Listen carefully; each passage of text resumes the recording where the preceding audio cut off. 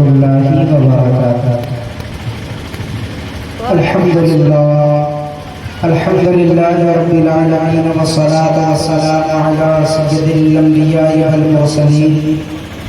أما بعد أعوذ بالله من الشيطان الرجيم. بسم الله الرحمن الرحيم. لا يؤمن أحدكم حتى أحب إليه من ولده وولده الناس أجمعين. آمنت بالله صدق الله العلي العظيم وصدق رسوله النبي الأمين المتين المبين الكريم. ونحن على ذلك لمن الشاهدين والشاكرين والحمد لله رب العالمين. آمین آمین یا رب العالمین. بعد توحید کے متوالوں شمع رسالت کے پروانوں غوث و خواجہ کے لمبے لمبے بھیگ دینے والے آقا عالم صلی اللہ علیہ وسلم کے شہدائی. ابھی میں نے جس حدیث مقدسہ کا تلاوت کرنے کا شرف حاصل کیا، آئیے اس کے متعلق میں کچھ پیش کروں گا. سب سے پہلے امت خضراء میں آرام فرمانے والے آقا و داتا حضور نبی کے رحمت شفیع امت احمد مصطفیٰ محمد مصطفیٰ صلی اللہ تعالی علیہ وسلم کی بارگاہ میں جھوم جھوم کر ہدیہ درود پیش کریں. پڑھیے بابا سے اللہم صلی علی سیدنا و مولانا محمد و بارک وسلم صلی علیہ وسلم علیہ یا رسول اللہ صلی اللہ تعالی علیہ وآلہ وسلم. نبی کی ارشاد فرماتے ہیں لا یؤمن احدکم حتی احب الیہ من ولدہ وولدہ الناس اجمعین. تم میں سے پکا مسلمان، پکا مومن جب تک نہیں ہو سکتے جب تک دنیا سے زیادہ، مال و دولت سے زیادہ، ماں باپ سے زیادہ، اولاد سے زیادہ، جب تک سب چیز سے زیادہ، جب تک رسول سے محبت نہ ہو جائے تب تک کوئی کامل مسلمان نہیں ہو سکتا ہے، تب تک کوئی پکا مسلمان نہیں ہو سکتا ہے. تو پتہ کیا چلتا ہے، پتہ کیا چل رہا ہے؟ اگر سچا مسلمان بننا ہے تو مال سے زیادہ نبی سے محبت کرنا ہوگا. اگر پکا مسلمان بننا ہے تو ماں باپ سے زیادہ رسول سے محبت کرنا ہوگا. اگر سب سے زیادہ اگر پکا مسلمان بننا ہے تو بال بچوں سے زیادہ نبی سے محبت کرنی ہوگی. پتہ کیا چلتا ہے؟ گویا کہ تمام حدیثوں کا خلاصہ یہ ہے کہ نبی کی ارشاد فرما رہے ہیں تم جب تک کامل مومن نہیں ہو سکتے جب تک تم ساری کائنات سے زیادہ تم مجھ سے محبت کر لو. یہ آقا کا حدیث مبارک، حدیث طیبہ ہے.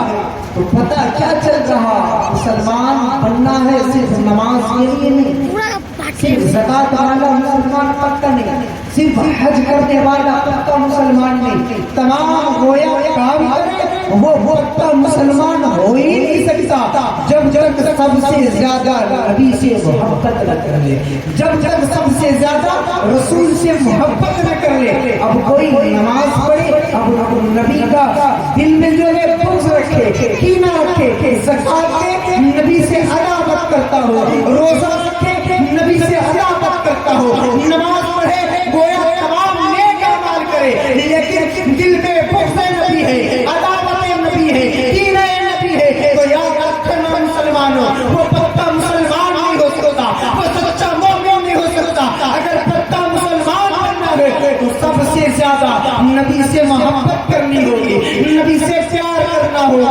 آمینہ کے لاڈلے سے عشق کرنا ہوگا. ابھی یہ جو محفل سجی ہے یہ بھی الحمدللہ نبی کے عشق کا جو ہے ایک ذریعہ ہے. نکاح نبی ارشاد فرماتے النکاح من سنتی فمن رغب عن سنتی فلیس منی.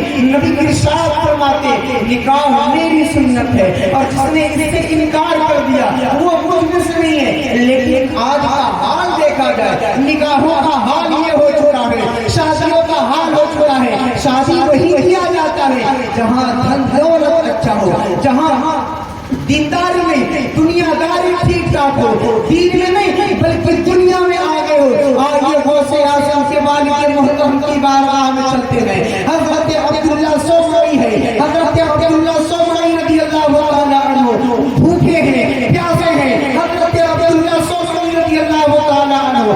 نہر کے قریب جاتے ہیں. جانے کے بعد آپ رضی اللہ تعالیٰ عنہ نے کیا دیکھا؟ ایک بہتا ہوا سیب آ رہا ہے. آپ رضی اللہ تعالیٰ عنہ کو بھوک بڑی تیز سے لگی تھی, پیاس بڑی تیز سے لگی تھی. آپ رضی اللہ تعالیٰ عنہ نے کیا کیا؟ آپ رضی اللہ تعالیٰ عنہ نے ندی کا پانی پیا. پانی پینے کے بعد آپ رضی اللہ تعالیٰ عنہ اس سیب کو اٹھایا. اٹھانے کے بعد کھا لیا. جیسے ہی آپ رضی اللہ تعالیٰ عنہ نے سیب کو تناول فرمایا ہے, آپ رضی اللہ تعالیٰ عنہ نے سیب کو کھایا ہے, ان کے دل سے آواز آتی ہے, ان کے تقوی میں آواز دیا, اے عبداللہ سن, اے ابو صالح موسیٰ جنگی, یہ تو بتا یہ سیب کہاں سے آ رہا تھا؟ یہ سیب حلال تھا یا حرام تھا؟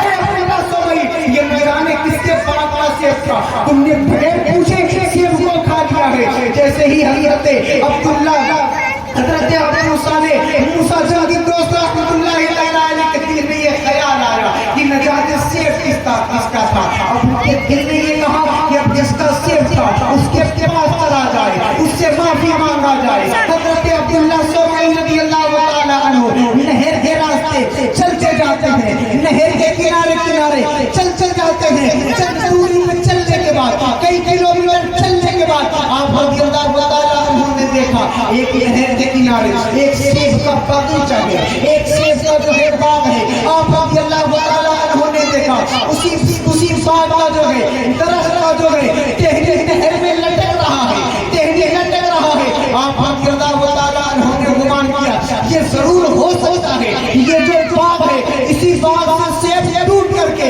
اس ندی میں ہی جاتا جسے میں نے کھا لیا. آپ رضی اللہ تعالیٰ عنہ باغ کے قریب گئے. جانے کے بعد باغ کے اندر داخل ہوتے ہیں. آپ رضی اللہ تعالیٰ عنہ اندر جانے کے بعد حضرت عبداللہ سومئی رضی اللہ تعالیٰ عنہ سے ملاقات ہوتی ہے. حضرت ابو صالح موسیٰ جنگی دوست عرض کرتے ہیں, اے باغ کے مالک, مجھ سے ایک غلطی ہو گئی ہے, مجھ سے ایک خطا ہو چکی ہے, آپ مجھے معاف فرما دیں. حضرت عبداللہ سومئی ارشاد فرماتے ہیں, اے شخص میں تو تجھے جانتا نہیں ہوں, تو تو مجھ سے کبھی ملا نہیں ہے, تجھ سے کیسی غلطی ہو گئی, تجھ سے کون سی خطا ہو گئی, تو مجھ سے معافی مانگنا ہے. حضرت ابو صالح موسیٰ جنگی دوست عرض کرتے ہیں, میں نے آپ کے باغ کا ایک سیب کھا لیا ہے, میں نے آپ کے باغ کا ایک سیب جو ہے ندی میں بہتا جا رہا تھا, میں نے اسے اٹھایا, میں نے تناول فرما لیا, میں نے اسے کھایا, میں نے اپنے پیٹ کو بھرا ہے.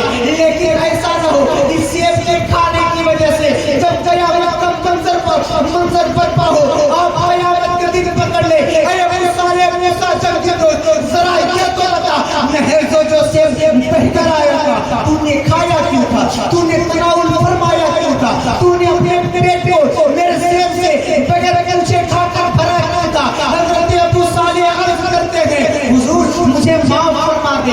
حضرت عبداللہ سومئی ارشاد فرماتے ہیں کہ میں تجھے معاف نہیں کروں گا, اس کے بدلے میں میں تجھے سزا دوں گا. حضرت ابو صالح عرض کرتے ہیں, حضور جو سزا دینا ہے دے لو, جو سزا دینا ہے دے لو, لیکن قیامت میں پکڑ نہیں فرمانا, قیامت میں بدلہ نہیں لینا. حضرت عبداللہ سومئی ارشاد فرماتے ہیں کہ 12 سال تک تجھے تیرے باغ میں آبپاشی کرنی پڑے گی, باغ کی رکھوالی کرنی پڑے گی. حضرت عبداللہ سومئی جیسے ہی اتنا کہتے ہیں, حضرت ابو صالح موسیٰ جنگی دوست نے اقرار کر لیا کہ حضور میں آپ کی خدمت کرنے کے لیے تیار ہوں, 12 سال کے لیے میں خدمت کرنے کے لیے تیار ہوں, لیکن قیامت میں پکڑ نہ کرنا, قیامت میں بدلہ نہ مانگنا. حضرت عبداللہ سومئی کے حکم پر حضرت ابو صالح جنگی موسیٰ دوست رضی اللہ تعالیٰ عنہ 12 سال تک باغ کے رکھوالی کرتے ہیں, باغ کی دیکھ بھال کرتے ہیں. جب 12 سال بیت جاتا ہے حضرت عبداللہ سومئی کی بارگاہ میں حاضر ہوتے ہیں اور عرض کرتے ہیں, حضور آپ مجھے جو سزا دیا تھا میں نے وہ سزا کو مکمل کر لیا, میں نے بغیر پیسے کے, میں نے بغیر درہم و دینار کے فی سبیل اللہ آپ کے باغ کے میں نے باغبانی کی ہے, آپ کے باغ کو میں نے سینچا ہے, میں نے پھل کو توڑا ہے, میں نے اسے اچھے طریقے سے رکھوالی کیا ہے. حضور میرا سزا مکمل ہو چکا ہے, مجھے معاف فرما دے. حضرت عبداللہ سومئی ارشاد فرماتے ہیں کہ اب بھی تجھے معاف نہیں کروں گا، اب بھی تیری خطاؤں کو معاف نہیں کروں گا، تجھے ایک اور بات ماننی پڑے گی، جب تک تو وہ بات مانے گا نہیں میں تجھے معاف نہیں کروں گا۔ حضرت عبداللہ سوری کے کہنے پر ابو صالح کہتے ہیں حضور جو بدلہ لینا ہے لے لو، جو سزا دینا ہے دے دو، لیکن کل بروز قیامت سے بدلہ نہ مانگنا،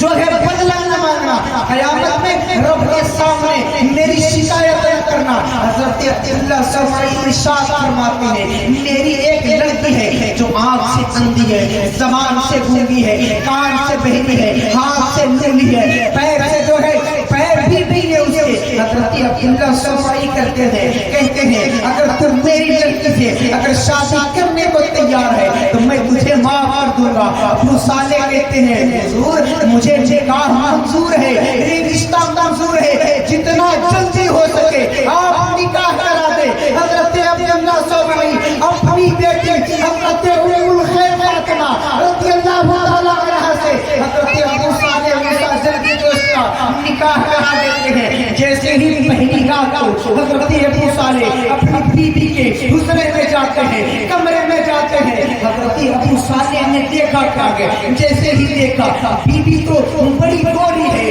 بیوی کے تو زبان بھی سلامت ہے، آنکھ بھی سلامت ہے، ہاتھ بھی سلامت ہے، کان بھی سلامت ہے، پیر بھی سلامت ہے۔ حضرت عبداللہ حضرت ابو صالح کو یہ گوارا ہوا، یہ سوچ پیدا ہوا کہ کہیں میں دوسری لڑکی کے پاس تو نہیں آ گیا، کسی اور خاتون کے پاس تو نہیں آ گیا۔ وہ کمرے سے واپس ہوتے ہیں، حضرت عبداللہ سوری کے پاس آتے ہیں، عرض کرتے ہیں حضور آپ نے جیسا بتایا تھا آپ کی بیٹی کے آنکھ نہیں ہے، آپ کی بیٹی کی زبان نہیں ہے، آپ کی بیٹی کے کان نہیں ہے، آپ کی بیٹی کے دونوں ہاتھ نہیں ہے، آپ کی بیٹی کے جو ہے زبان ہے ہی نہیں، کان ہے ہی نہیں، آنکھ ہے ہی نہیں، شکل و صورت نہیں ہے۔ آپ رضی اللہ تعالیٰ عنہ کے بیٹی کی پیر نہیں ہے اور پیر سے لولی ہے، لیکن حضور جب میں کمرے میں داخل ہوا وہ جو لڑکی ہے، وہ جو خاتون کمرے میں ہے، وہ تو بڑی حسین و جمیل ہے، دونوں ہاتھ بھی سلامت ہے،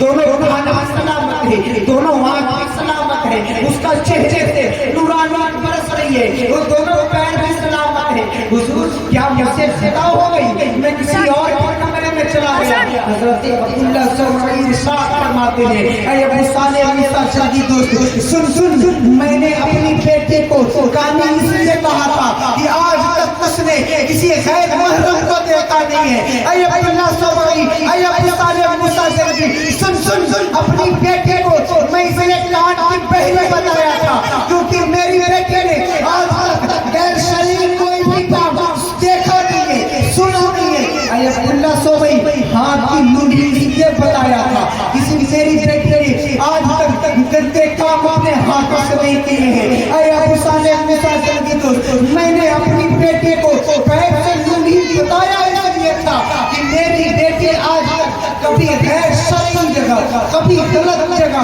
اپنے قدموں سے چل کر کے نہیں گئی ہے۔ اے عبداللہ ابو صالح موسیٰ جلدی دوست سن وہ تمام اس لیے بتایا تھا، لولی اس لیے کہ غلط جگہ گئی نہیں، کانی اس لیے غلط چیز کو نہیں دیکھا، بہری اس لیے غلط چیز کو نہیں سنا، ہاتھ کی لولی اس لیے غلط چیز کو نہیں چھوا۔ تو برادران قوم ملت اسلامیہ ذرا غور کرنے کی بات ہے، جب حضرت ام الخیر فاطمہ جیسی ماں ہوتی ہے، خاتون ہوتی ہے، اور حضرت ابو صالح نے کا جنگی دوست ہوتا ہے، جب کوئی والا ہوتا ہے تب جا کر کے کہیں بیٹا بغداد میں عبد القادر پیدا ہوتا ہے، تب جا کر کے بیٹا عبد القادر پیدا ہوتا ہے، جب ماں وارثہ ہوتی ہے، جب باپ تقویٰ والا ہوتا ہے، تب جا کر کے کہیں بیٹا غوث اعظم پیدا ہوتا ہے،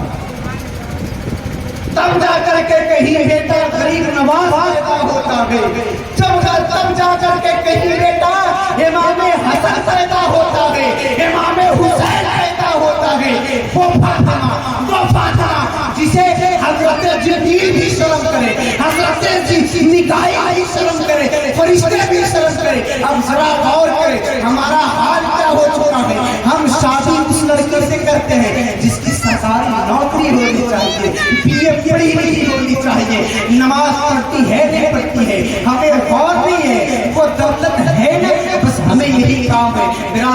قوم میں ملت اسلامیہ نبی پاک ارشاد فرماتے ہیں، میرے آقا ارشاد فرماتے ہیں جس نے دولت دیکھ کر شادی کیا ان قریب وہ غریب ہو جائے گا، غریب ہو جائے گا، کیا ہو جائے گا؟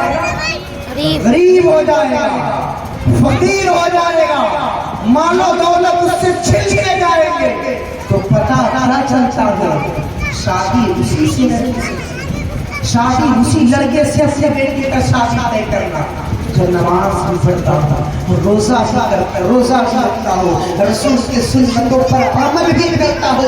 تو میرے آقا ارشاد فرماتے ہیں جس نے دینداری دیکھ کر کے شادی کیا، نکاح کیا، ان قریب وہ مالدار ہو جائے گا۔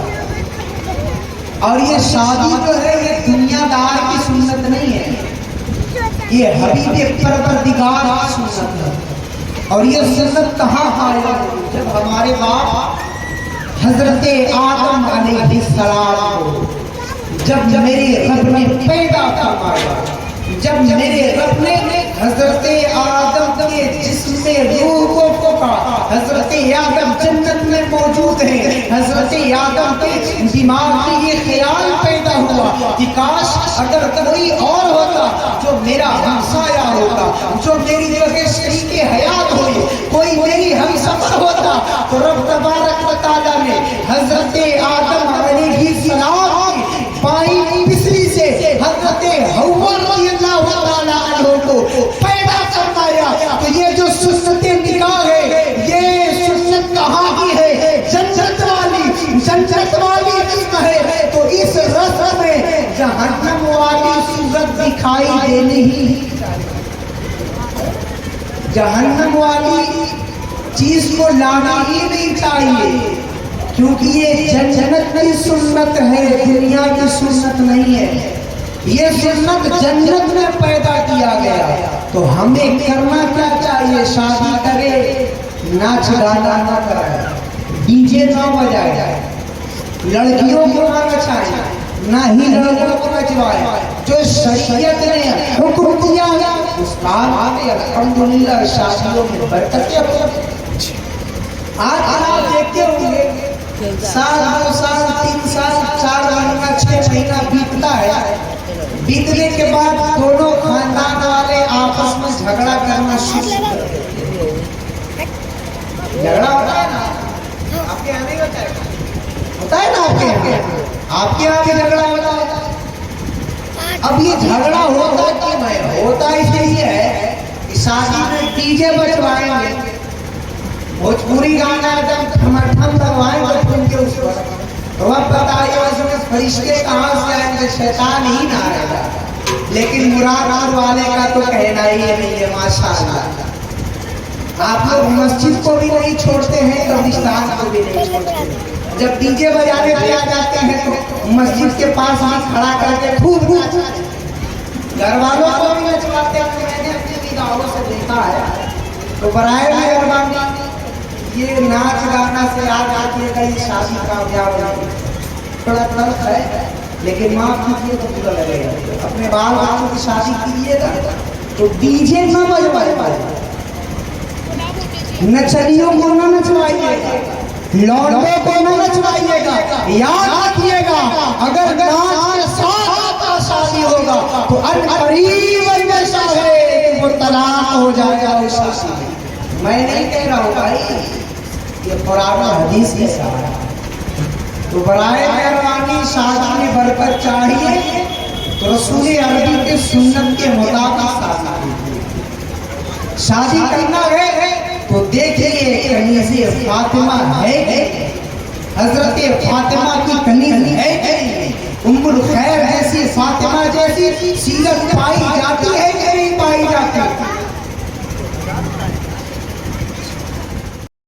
ورنہ بغیر پردے والے سے اگر کیجیے گا تو آپ بھی برباد، آپ کا خاندان بھی برباد، آنے والا نسل سے برباد۔ نچنیاں لڑکی سے شادی نہیں کیجیے گا، اور خاص کر کے نچنیاں لڑکا سے، ان سب سے محفوظ رہیے آپ۔ اور برائے مہربانی ڈی جے بجاتے ہیں ایسا گجرات میں کہنے دیتے ہیں شادی ہونے والی ہے غریب میں، اگر ڈی جے کیے بھی ہوگی اور اس کو واپس کر دیجیے. یہ مسلمانوں کا کام نہیں ہے. یہ امت محمدیہ کا کام نہیں ہے. یہ آقا کریم کی محبت کرنے والوں کا کام نہیں ہے.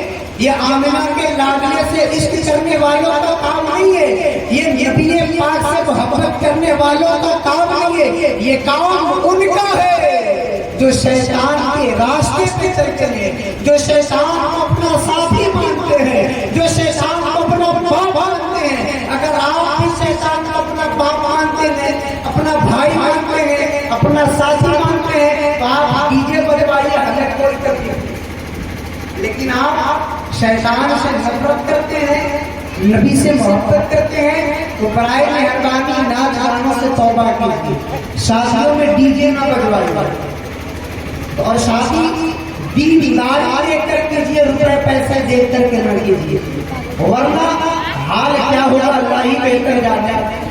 اگر ماں بارشہ ہوگی, اگر باپ تقویٰ والا ہوگا, تو انشاءاللہ ہمارے گھر بھی کوئی شیطان نہیں بلکہ اللہ کا ولی پیدا ہے. اللہ تعالیٰ ہمیں کہنے سننے سے زیادہ عمل کرنے کی توفیق عطا فرمائے. وآخر دعوانا الحمدللہ رب العالمین. السلام علیکم و رحمۃ اللہ وبرکاتہ.